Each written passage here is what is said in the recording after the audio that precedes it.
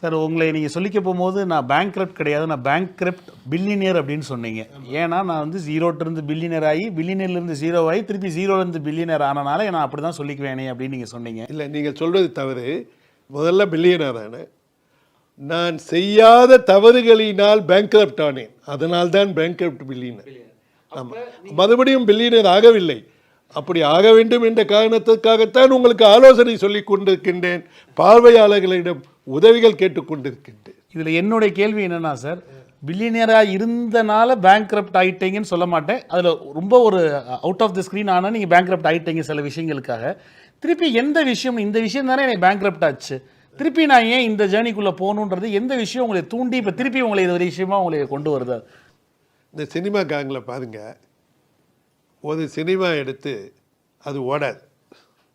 என்ன, ஒரு சினிமா வெற்றி பெறுவதற்கு மூல காரணமே கதை தான்.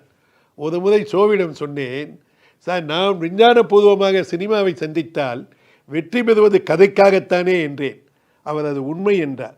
அப்படி என்றால் நாம் ஒரு கம்ப்யூட்டர் சாஃப்ட்வேர் கண்டுபிடித்து கதையினை இந்த பக்கம் போட்டால் இந்த பக்கம் இந்த கதை வெற்றி அடையும் என்று சொல்ல முடியாதா என்றாய். அப்படி கண்டுபிடிக்க முடியாது. அப்படி கண்டுபிடித்து விட்டால் நீ இந்தியாவில் இருக்கிற எல்லா சினிமா இண்டஸ்ட்ரியும் நீ கண்ட்ரோல் பண்ணிவிடுவேன். ஆனால் இப்போ டோட்டல் இண்டஸ்ட்ரியே 4000-5000 கோடி இருந்ததுப்பா மொத்தமே. அதனால் எனக்கு அது மேலே ஆசை போல. நீங்கள் சொன்ன கேள்விக்கு வருவோம். நான் வந்து சுப்ரீம் கோர்ட்டில் ஒரு கேஸ் 2Gயில் ஃபெயில் ஆகி கேஸ்கேட் ஆயிடுச்சு. ஒன்றுத்தை இடிச்சது, ஒன்று இடிச்சது. அதனால் என் செல்வத்தை இழந்தேன்.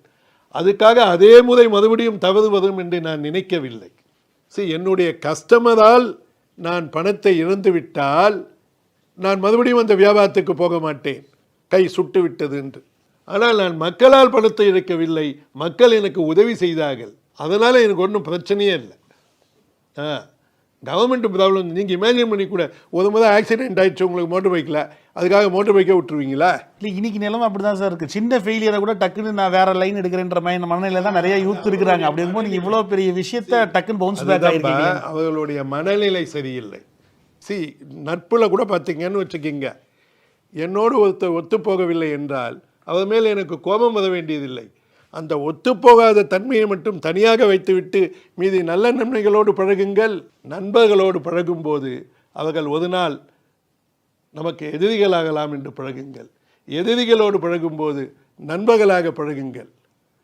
உங்களுக்கு ஒரு பிரச்சனையும் வராது. அதுக்கப்புறம் உங்கள் எல்லா பிஸ்னஸ்மேனுக்கும் ஒரு ஸ்டாயிக் பிரின்சிபல் கற்றுக் கொடுக்கணும்னு. நீங்கள் காலையில் எழுந்த உடனே உங்களால் எதை கண்ட்ரோல் பண்ண முடியுமோ அதுக்கு வரைக்கும் உதவி பண்ணிக்கிங்க. உங்களால் கண்ட்ரோல் பண்ண முடியாத விஷயத்துக்கெல்லாம் உதவி பண்ணிக்காதீங்க. உங்களால் கண்ட்ரோல் பண்ண முடியாதது எப்போவுமே கண்ட்ரோல் பண்ண முடியாது. ஃபேஷன் சேஞ்ச் ஆகிட்டே தான் இருக்கும். நீ அதை கண்ட்ரோல் பண்ண பார்க்காத, நீயும் ஃபேஷன் பண்ண கற்றுக்க. விளம்பரம், விளம்பரத்தை நீங்கள் நிறைய படிச்சுப்பீங்க போல. விளம்பரம் எவ்வளவு முக்கியம்னா, ஒரு அழகான பெண்மணி நடனம் ஆடுகிறாள், ஆனால் லைட் இல்லை மக்கள் பார்க்கறதுக்கு. அந்த லைட்டு தான்பா விளம்பரம். இவர் விளம்பரம் போடலன்னா அந்த அம்மா டான்ஸ் ஆடுறதே தெரியாது. இல்லை, இப்போ நான் எதுக்கு பொறுமையாக இங்கே வந்து உட்காந்துட்டு பார்க்குறேன்?